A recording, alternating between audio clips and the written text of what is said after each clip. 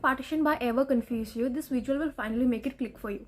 So I'm taking a very simple example so that you understand this. Here's a staff table, 4 employees, Raj, Neha, Arjun and Sara, their department and their salaries, right?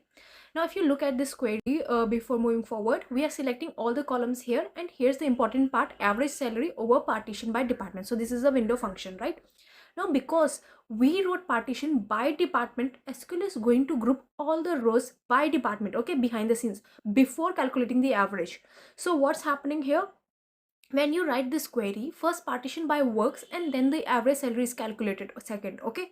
So now look here, this is what partition by is doing internally. It splits these rows into groups based on the department, because we have done partition by department, right? So one group is for IT and one group is for HR, okay?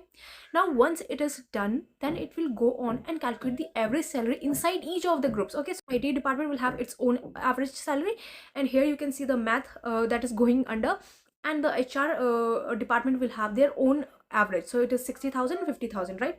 And then SQL brings the result back to every single row. Now this is the important difference between partition by and group by. Group by collapses everyone into a single row, and partition by brings result back to all the rows, okay? So if you see here, each of these employee now carries their average salary of their department, okay? So we started with 4 rows and we have still we have 4 rows after even calculating the average inside the groups, right? That's what partition by is doing, okay? Now this is the biggest difference between partition by and group by.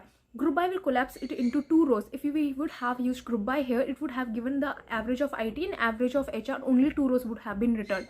But using partition by or the window functions, it brings back result to every single row. So we started with 4 rows. We have 4 rows, but their department average is shown by all the rows, right? So once you see partition by like this, window function makes a lot more sense.